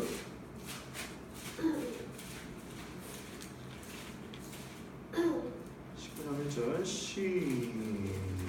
시작. 이스라엘에 왕이 없을 그때에 에브라임 산지 구석에 거류하는 어떤 레위 사람이 유다 베들레헴에서 첩을 맞이하였더니. 자, 이스라엘에 왕이 없을 그때 계속 반복된다. 그렇죠? 아까 사사기 18장 1절에도 그때에 이스라엘에 왕이 없었고 사사기 17장 6절에도 그때에는 이스라엘에 왕이 없었으므로 지금 우리가 읽었던 사사기 19장 1절에도 이스라엘에 왕이 없을 그때에 자 19장 1절에 이것도 지금 읽은 이스라엘에 왕이 없을 그때 형광펜 해놓고 또 중요한 거 체크를 해야 돼요. 어떤 레위 사람이 지금으로 읽으면 뭐라고? 어떤 목사님이 유다 베들레헴에서 첩을 맞이하였더니 그 현대판으로 얘기해주면 둘째 부인 맞이했다는 거예요. 예를 들면 박대원 목사님이 이제 청년부 사역하시다가 두 번째 첩을 맞이하셔서 두 번째 가정을 이루셨다는 거예요. 그렇게 하면서 사역을 이루셨다는 게 사사기의 시대의 현실입니다. 목사님이 이 정도면 그냥 성도들은 말 다 했겠죠. 자, 그 다음 마지막 사사기 21장 25절 읽어보겠습니다.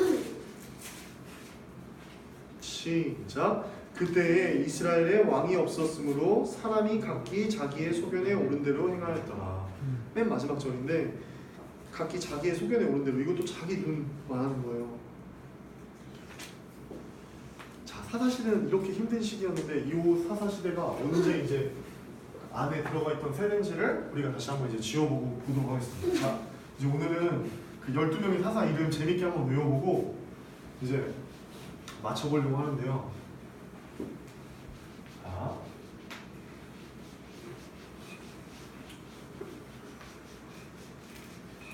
이거를 자 제가 다시 적기 전에 우리 한번 다 같이 봐주세요. 자, 그 다음에 지금 이 자리에서 한번 외워볼게요. 사사기는 크게 세 부분으로 나눠져 있었어요. 그렇죠? 선언과 긴 본론, 선언과 본론과 결론. 그렇죠? 근데 특이하게 이 결론은 시간적으로 본론 다음에 일어난 일이 아니라 이 사사기 중간에 있었던 일이라 했어. 그 위치는 지금 알려줄 거. 그리고 사사기는 서론, 본론, 결론인데 서론이 너무너무 중요해. 요한계시록까지 갈 때 이런 긴 서론이 있다고 없다고? 없어요. 서론이 가장 긴 책이 뭐라고? 사사기. 따라해보자. 선원이 가장 긴 책. 사랑이 가장 좋지. 이거 진짜 제가 그냥 하는 말이 아니고 진짜 너무너무 중요해요. 그래서 신학자분들이나 연구하시는 분들은 이 선언 본문만 가지고도 부흥회를 아까 인도한다 했잖아요. 왜냐하면 우리가 지금 살아가는 역사를 해석할 수 있는 힘을 가르쳐준다는 거예요. 그 관점을. 철병거만 눈에 보이는 철병거로만 해석하는 게 아니라 넌크리스천들이 이렇게 생각했어요. 네가 합격한 이유는 공부 열심히 했어요. 근데 하나님의 그것을 우리는 영적으로 어떻게 해석하게 되지? 해석하는 게 아니라 진짜 뜻은 하나님의 은혜로 합격하게 되는 거야. 하나님의 주권과 섭리성인 거야. 이것들을 해석하는 게 사사기 1장부터 3장 6절까지 나와 있고 3장 7절부터 사사기 16장까지가 바로 본론 12명의 사사 이야기인데 이 사사기의 본론을 꿰뚫어가는 어떤 반복되는 코어가 있다 했어요. 이게 뭐라 했지? 순환사관. 따라볼까요? 순환사관. 순환사관은 첫 번째, 이스라엘 백성이 타락하면 하나님께서 심판하시고 이스라엘 백성들이 회개하면서 부르짖으니까 하나님께서 구원해 주시는 거예요. 그리고 이것이 지나가면 이제 결론에서 하나님의 백성이 타락한 모습을 보여주는 동전의 양면. 그걸 딱 동전의 이미지 떠올리면서 두 가지가 뭐였지? 우상숭배와 음행. 이것이 바로 사사기의 구조였어요. 그럼 사사기 읽어나갈 때 이렇게 읽어나가면 되고, 자 이제 먼저 이름들을 외울 건데, 자 사사기 3장부터 그러면 16장까지가 우리가 본론을 클로즈업해서 볼 거잖아. 이 9장이 얘들아 중심이야. 9장. 이 9장에서 뭐가 나오냐면 아까 말했던 자칭왕 아비멜렉이 나와. 이 아비멜렉을 자칭왕 아비멜렉을 중심으로 이 아비멜렉이 세겜 사람이거든. 자기 고향 사람들 불러 모아가지고 자기가 나 왕하고 싶으니까 왕 좀 되게 해줘. 그래서 투표로 고향 사람들만 막 삼아가지고 자기가 자칭으로 왕이 돼. 그렇게 그 왕이 되는 이야기가 이제 아비멜렉 이 사사기 9장에 나오는데, 이 사사기 9장을 기준으로 전기 사사와 후기 사사로 나뉘게 돼요. 그래서 전기 사사는 5명이고 후기 사사는 7명이에요. 시대를 구분할 때. 그렇다면 이 3장에서는 자 일단 이 전기 사사 5명을 외울게요. 5세 3대기. 자 이제 제가 생쇼하는 시간 찾았습니다. 자 여러분 5세 진드기 붙잖아요, 그렇죠? 감사합니다. 5세 3대기 5세 3대기. 네, 이 기억 전체야. 근데 이걸 내가 왜 해주냐면 얘들아, 이게 이 12명의 프레임을 잡아놔야 너희가 사사기를 읽을 때 와 좀 어렵다, 너무 낯설다 이렇게 안 느껴. 12명의 사사 설교를 다 해주는 부분이 아니라서 이 12명의 사사 이름 정도만 우리가 좀 침식하게 순서대로 A4용지에 빈 종이에 쓸 수 있을 정도가 돼줘야 이 사사기를 읽을 때 재미가 있고 내가 어디부터 어디까지가 이 사사의 이야기구나 정리해가면서 재밌게 읽을 수가 있어. 자, 옷은 누구냐면 바로 온니엘이야. 그리고 애는 애후시고 3은 삼갈이라는 사사야. 그리고 이 드가 그 유명한 드보라 여선지자고 여자 선지자예요. 그리고 우리가 300용사 기드온 많이 들었죠. 기드온이까지가 바로 이 전기 사사입니다. 그렇다면 후기 사사는 자 이제 조금 더 이제 제가 생쇼를 해볼게요. 얘들아, 우리 혹시 이거 이름 외울 수 있나? 5세 3대기. 자, 옷은 누구라고? 애는? 사는 삼갈. 드는? 드보라. 기는? 오, 쏙보라지.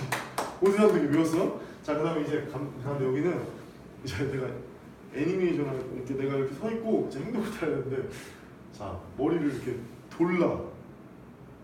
감사합니다. 그냥 한번 봐주세요. 한번 이거 어떻게 생쇼를 하는지. 사사들 이름이야. 돌라. 야 이래. 그 다음에 입 다물고 너 산에 가서 돈을 벌라고 했는데 돈은 안 벌고, 아니 장작 패라고 했는데 장작은 안 패고 애를 낳은 거야. 그래서 엘론 해가지고 너무 열받아서 그 돈을 압수해 버렸어. 압돈 했는데 그 손이 삼손이야. 이 엄청난 말고 뭐냐면 다시 해볼게. 봐봐. 돌라. 야 이래. 그래서 입 다물고 입산, 산에 올라가서 입산한 거야. 입 다물고 입산. 그래서 근데 엘론, 애를 낳아버려. 엘론. 그래서 돈 뺏고 압돈. 그다음 그 손이 삼손이다. 근데 이거 왜 이렇게 절망적으로 했냐면요, 여러분. 분위기 너무 좋죠? 이거 내가 보니까 진짜 이 최소 어떤 기초 암기하는 게 너무 중요해, 얘들아. 자, 순서 제가 말해볼게요. 다시 돌라. 네. 이 후기사사 7명 이름이에요. 돌라. 그다음에 야일. 그다음에 입다. 큰 용사 입다. 이건 내가 안 까먹어. 왜냐면 D12 때 청원 목사님 설교를 들었었거든. 그 다음에 입산, 그 다음에 엘론, 그 다음에 압돈, 돈 뺐고 그 손이 삼손인가. 이렇게 7명의 5명의 전기사사와 7명의 후기사사의 이야기가 나와요. 그리고 여기 계속 순환사가 나오는데 순환사가 그 4가지 구성 요소가 다 나오면 대사사가 있지. 그 대사사를 알려줄게요. 자, 전기사사 중에 한 명 빼고 다 대사사예요. 온니엘, 에훗. 좀 잘 표시하고 자, 온니엘과 에훗과 드보라와 기도 이 3갈 빼고 이 4명의 선지자가 다 대사사예요. 그렇다면 뭐야? 순환사관이 다 구성되어 있다는 거야. 그리고 이 돌라와 이 삼손이 대사사야. 그리고 나머지는 다 소사사야. 그래서 6명이 되는 거야. 근데 얘들아 헷갈리면 안 되는 게 아까 이 순환사관이 요 네 가지의 그 타락하고 요거 있지. 심판하시고 구원 회개하면 구원해준 요 순환사관이 나온 사사 이야기를 그 사사들을 대사사라고 했고 여기에 포함되어 있지 않으면 하나라도 빠지면 소사사라고 했는데 요 사람들은 6명이나 있어. 이렇게 동그라미 친 사람. 그 시기로는 이 전기 후기로 나누는 거 알겠지? 네. 그리고 그럼 한번 볼까? 찾아서 우리 온니엘 한번 봅시다. 3장 6절까지가 본문인데 3장 7절 한번 가보세요. 사사기 3장 7절 정말 실제로 그런 거 한번 확인해 봅시다. 오, 사사기 3장 7절로 갔어요. 3장 7절부터 11절까지가 사사 온니엘의 이야기예요. 여기서 한번 7절부터 교독해 볼게. 일단 7절 우리 다 같이 한번 읽어볼까요? 시작. 이스라엘 자손이 여호와의 목전에 악을 행하여 저기들의 하나님 여호와를 잊어버리고 바알들과 아세라들을 섬긴지라. 네, 7절 동그라미하고 뭐지 이거 순환사관 중에? 여러분이 말해봐. 타락. 그렇지? 악을 행하고 하나님을 잊어버리고 세 번째 바알과 아세라를 섬겼어. 타락. 타락. 순환사관이 이렇게 나오네. 그다음에 8절 우리 한번 다 같이 읽어볼게요. 시작. 여호와께서 이스라엘에게 진노하사 그들을 메소포타미아 왕 구산 리사나임의 손에 파셨으므로 이스라엘 자손이 두산 리사나임을 8년 동안 섬겼더니 여기서 심판하신다는 게 글자가 심판이라고 나오지 않고 하나님의 정서적인 감정 표현 진노라는 단어가 나와요. 여호와께서 이스라엘에게 진노하사 하나님께서 감정적인 이 표현이 나오시면 진노하시면 구체적인 어떤 도구를 가지고 심판하죠. 그 방법을 결정하죠. 그 방법이 뭐였지? 메소포타미아 왕 구산 리사나임이야. 손에 파심으로 이것이 8절은 그럼 뭘까? 심판. 중에. 심판. 그렇지, 심판.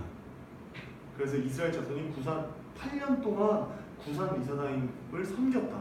이 섬긴다는 것은 거의 종의 신분으로 거의 그 왕을 그 나라를 섬겼다는 거야. 그거는 하나님께서 아브라함 창세기 12장 1절에서 3절에서 약속하셨던 땅, 자손, 주권 중에 그 주권, 통치권, 이 복이 사라지고 빼앗겼다는 거예요. 땅은 분명히 가나안 땅에 살고 있어요. 그리고 자손도 분명히 큰 민족 이스라엘 국가를 이미 이뤘어요. 근데 지금 이 통치권이 어디에게 넘어간 거야? 구산 리사나임, 메소포타미아 왕에게. 그것이 심판의 결과였어요. 그 다음에 9절, 10절을 우리 한번 읽어볼까요? 9절을 먼저 한번 읽어볼게요. 시작. 이스라엘 자손이 여호와께 부르짖으며 여호와께서 이스라엘 자손을 위하여 한 구원자를 세워 그들을 구원하게 하시니 그는 곧 갈렙의 아우 그나스의 아들 온니엘이라. 네, 이스라엘 자손이 여호와께 부르짖으면 이거 나왔다. 부르짖으면 뭐라고 했지? 회개. 이게 바로 회개야. 이스라엘 민족이 그럼 9절은 근데 전체가 회개가 아니라 이 한 문장이 회개야. 그리고 바로 그 다음 문장부터 너무너무 중요한데 이 회개한 다음부터 바로 이 구원하시는 주체가 나와. 사람이 하는 영웅이 뛰어난 사사기는 별로 뛰어난 영웅이 등장해서 하나님의 백성을 구원하는 이야기가 아니라 주권자이신 하나님께서 하나님의 이스라엘 사사를 보내시고 하나님께서 선택하신다는 표현이 계속 나오거든. 그 주체가 너무 중요한 거야. 이 성경 볼 때 주어랑 목적어, 동사 보는 게 되게 중요해. 자, 그 주어가 누구지? 그 여호와께 부르짖으면 다음에 주저가 누구죠? 여호와께서 하나님께서 이스라엘 자손을 위해서 한 구원자를 세우고 나왔다. 사사를 세우는 거야. 그들을 구원하게 하시니 그 주인공이 누구라고? 바로 온니엘이라. 첫 번째 사사 온니엘의 이야기가 나왔어. 그리고 10절도 읽어볼게요. 시작. 여호와의 영이 그에게 임하셨으므로 그가 이스라엘의 사사가 되어 나가서 싸울 때 여호와께서 메소포타미아 왕 구산 리사다임을 그의 손에 넘겨주시매 온니엘의 손이 구산 리사다임을 이기니라. 아멘. 여러분, 그 역사적 현실의 눈으로 볼 때 그냥 하나님을 몰랐던 다른 세대는 다 온니엘이 구산 리사다임을 이겼다고 생각했어요. 근데 성경에서는 뭐라고 말해주고 있죠? 여호와께서 메소포타미아 왕 구산 리사다임을 온니엘의 손에 넘겨주셨다는 눈에 보이지 않는 신학적인 해석을 해주시고 있어요. 이게 너무 중요한 거예요. 우리의 삶을 우리도 이 성경 사사기의 말씀처럼 해석할 줄 알아야 돼요. 여호와께서 우리 앞에 있는 가나안 땅의 7 족속을 넘겨주시는 거예요. 우리 손에. 그럼 우리는 그걸 믿고 나가는 거예요. 이런 것들 클로즈업해서 보여주는 얘기들이 뭐야? 바로 기드온의 이야기인 거예요. 자, 그러면은 9절이랑 10절을 동그라미 해주세요. 자, 방금까지 7절이 그 타락이었고 8절이 심판이었어요. 그쵸? 근데 9절, 10절에서 9절 회개는 하나였어. 여호와께 부르짖으니. 그 다음에 구원해 주는 게 9절, 10절이 가장 많네. 9절, 10절은 뭐다? 구원. 그 다음에 11절 우리 한번 읽어볼까요? 시작. 땅이 평안한 지 40년에 드나스의 아들 온니엘이 죽었더라. 네, 그래서 7절부터 11절을 자기가 이렇게 보기 좋게 시각적으로 이렇게 박스를 쳐줬대요. 그래서 이게 그 사사기 본론의 첫 번째 사사 온니엘의 이야기였어요. 지금 저와 같이 하나하나 해본 것처럼 이런 식으로 사사기를 읽어나가면 돼요. 그래서 지금 우리가 말했던 4가지의 구성 요소가 다 들어가는 대사사. 그럼 온니엘이 뭐였어? 그래서 대사사였어. 됐지? 그렇다면 우리가 이 교훈에서는 뭘 얻을 수 있을까? 성경에서 배치된 성경 읽을 때 볼륨이 아까 중요하다고 했어. 1장 1절부터 맨 마지막 절 그 볼륨도 책을 공부할 때 잡아주고 어떤 본문에 있을 때 어느 정도의 양이 배치되냐. 지금 각 절에서 이 순환 사관 중에서 어떤 게 양이 가장 많았지? 구원의 이야기가. 그렇다면 우리가 강조점을 둬야 될 것은 하나님께서는 이스라엘 민족이 아무리 각기 소견에 오른 대로 자기 소견에 오른 대로 행동해도 구원하신다는 거예요. 구원하는 게 더 중요한 메시지라는 거예요. 아멘? 자, 그럼 에웃은 이제 장절만 알려줄게요. 12절부터 30절이에요. 이 에웃도 대사사야. 그러면 이거는 집에 가서 숙제. 3장 12절부터 30절까지 볼 때는 이제 그 4가지 구성 요소가 어디 있는지 한번 자기가 찾아보는 거예요. 알겠죠? 그 다음에 자, 삼갈이 나와요. 삼갈은 왜 소설할까? 얘들아, 기도는 6장부터 9장까지 무려 4장에 걸쳐서 이제 나와. 6장, 7장, 8장, 9장까지. 근데 이 삼갈이라는 사사는 한 절 나왔어. 한 절. 31절 한 절. 이게 딱 한 절 박스에 넣어서. 그리고 세 번째 사사 삼갈의 이야기고. 여기에는 4가지 이야기가 하나도 안 남겠어. 그렇죠? 그리고 뭐라고 하면 되지? 우리 한번 읽어볼까요? 31절 시작. 요소에는 아나세 아들 삼갈이 있어 소문은 막대기로 블레셋 사람 600명을 죽였고 그리고 이스라엘을 구원했더라. 와, 여기 계속해서 반복되는 거. 여호수아의 여운이 남아있어. 아직까지는 승리하고 구원하는 이야기들. 고대 문화는 아까 말했듯이 전쟁에서 반드시 승리해야 돼. 왜냐하면은 신들의 전쟁이니까 우리의 힘이 더 강해진다는 이 사실을 입증하기 위해서 전쟁에서 반드시 이겨야 되는 거야. 그러니까 목숨 걸고 전쟁하는 거야. 근데 31절에서 다른 거 다 빼고 사사 이야기하는데 한 가지 이야기했어. 어떤 거 얘기했을까? 구원. 사사기의 순환사관의 핵심은 뭐다? 강조점은 구원이다. 하나님은 우리가 아무리 타락해도 구원하신다는 걸 계속해서 보여주고 계시네요. 자, 그럼 여기 3장 보니까 너무나 또 감사해. 얘들아, 이걸 사실 장이 3장부터 16장 많은 것 같으니까 장 적으면서 다 사실 도일을 할 수 있어요. 지금 한 번만 해볼게. 자, 3장은 3명의 사사의 이야기가 나와. 온니엘, 에웃, 삼갈. 그래서 3장이야. 이제 앞으로 우린 그렇게 합시다. 여러분에게 사사기 3장은 왜 3장이라고? 3명의 사사 이야기가 나오니까. 오케이? 됐지? 그 다음에 4장부터 5장까지는 그 드보라 얘기가 나와. 사사기 4장부터 5장까지는 드보라 얘기가 나와. 그 다음에 이 기도 우리가 뽑아서 이거는 완전 거의 큐티 하듯이 옆에 한 장 책 펴놓고 절 다 분석하고 깊이 있게 묵상하면서 큐티를 해야 될 부분은 바로 이 사사기 6장부터 9장까지야. 기도원의 이야기. 엄청 길어. 아까 삼가는 31절 한 절밖에 없었는데, 그치? 그럼 하나님께서 여기서 하고 싶은 얘기가 있을까 없을까? 있어요. 이거 너무너무 중요해요. 제가 청년부 회장 되기 전에 받았던 약속의 말씀이 바로 이겁니다. 회장 선거하기 전에 회장하고 싶은 마음이 1도 없었는데 저는 이것만 하고 싶어서 말씀 가르치는 거예요. 근데 하나님께서 저한테 말씀을 해주시더라고요. 이미 너가 알고 있고 이미 가라. 그리고 저한테 하나님 말하시더라고요. 너는 용사라. 기도는 엄청 겁쟁이의 모습을 하고 있거든요. 네. 그리고 이 기도원이 하나님께 그 시험을 해요. 양털 시험. 하나님 말이 진짜 가면은 아침에 일어났을 때 이 양털에만 물이 적게 하시고 그 주변을 마르게 해달라고. 근데 그렇게 되니까 기도원이 놀래가지고 그 다음에 다시 하나님 그러면 이 양털 내가 진짜 한 번만 더 이 주변에만 다 비 오게 해주고 양털만 비 안 오게 해달라고. 근데 그 다음 또 그렇게 돼. 그러면서 기도원이 하나님 경외할 수밖에 없고 그것을 증표를 받거든요. 근데 정말 야 이거 처음으로 얘기하는데 그 3명의 친구가 있었어요. 근데 저는 그 장신대 입학하면은 회장 이런 거 하면 안 되는 줄 알았어요. 그러니까 뭐 전도사가 돼가지고 사역을 나가야 되지 뭐 이렇게 회장으로 하는 상태에 사는 없다고 생각을 했는데 이제 그걸 물어봤는데 친구들이 그러는 거야.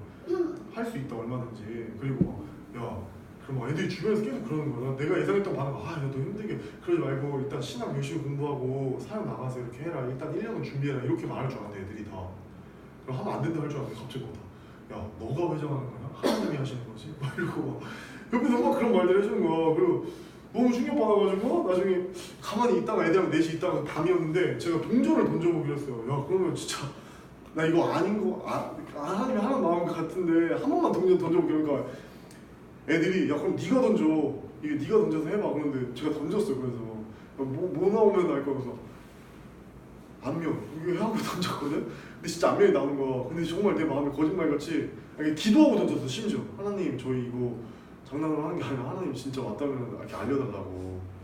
그리고 했는데 안면이 나오는 거야. 근데 내가 정말 거짓말처럼 그러니까 순종할 수도 있는데 한 번만 더 시험해보고 싶었어. 이게 그냥 우연인지 아닌지. 그래서 다시 야 내가 한 번만 해보면 안 되니까 막 애들이 갑자기 이게 처음에 굴렸을 때 딱 굴리고 나서 이게 동전이 굴러갔거든. 저 내리막길이어서 갑자기 인원이가 막 달려가서 막 웃으면서 와 형 저 안 건드렸어요. 형이 직접 와서 보세요. 근데 진짜 안면이 나와 있는 거야. 그래서 내가 한 번만 더 해보겠다니까 애들이 막 웃으면서 그래 한 번 더 해봐 하고 이번엔 뒷면이 나가라고 엄청 높이 했어. 근데 막 틴색에서 애들이 또 봤는데 막 인원이가 엄청 웃으면서 뒷면이 나오냐. 그래서 저는 이 사건을 잊을 수가 있을까 없을까요? 저는 응답을 받았어요. 그리고 하나님은 이제 개인적으로 와서 아이들이랑 그 계기를 통해서 사실 더 깊이 아이들이랑 막 기도하고 나눔을 하게 됐고 서로 나눔을 하는 얘기가 됐고 이제 기도 말씀을 제가 6장 9장을 저는 이제 혼자서 쭉 읽어보니까 하나님께서 저를 기도원으로 불러주시는 것 같았어요. 여러분이 아니라고 하면 어쩔 수 없지만 저는 그렇게 받았습니다. 네. 그래서 근데 핵심은 뭐냐면 기도는 엄청 겁쟁이였어. 완전 나 같았어요. 그리고 근데 하나님께서는 기도는 큰 용사라고 하시고 내가 너무 은혜 받았던 건 뭐냐면 전쟁하시기도 전에 하나님께서 미디안 그 가장 잔인한 그 민족을 이미 기도는 너의 손에 넘겨줬다고 하셨어요. 그래서 제가 아멘으로 바꿔 왔어요. 아멘. 우리가 삶에서 각자 사사기 말씀 묵상하고 삶에 적용하는 은혜가 있기를 주님의 축복합니다. 네. 자 6장 9장 그 다음에 이제 7장으로 넘어오면 아니 8장 9장까지 다 했지. 그 다음에 이제 6, 7, 8, 9 8장까지가 기도원의 이야기고 이 9장이 바로 이 자칭왕 아비멜렉 이야기예요. 그 다음에 10장이 이 돌라와 야일의 이야기가 나오고 11장에서 입다의 이야기가 나와요. 그 다음에 입산, 엘론, 압돈 이야기가 이제 12장에서 나오고 이제 13장부터 16장까지가 바로 삼손의 이야기예요. 오 그럼 누가 봐도 군대 양이 기도원과 삼손이 많죠. 이게 펜이 잘 나와서 좀 좋을 텐데 3장부터 16장 이렇게 12장, 11장, 10장 이런 식으로 구성이 돼요. 그리고 이게 두보라가 4장부터 5장 이게 6장부터 8장 이렇게 그리고 9장이 자칭왕 아비멜렉이 기준이 돼서 전기사서, 후기사서 나와요. 자 그러면 우리 오늘 기도하고 마치겠습니다. 우리 오늘은 짧게 대중 기타 반주 좀 해주셨어요. 저희 짧게 한 가지만 좀 기도했으면 좋겠는데 하나님 저희가 사사기 말씀을 통해서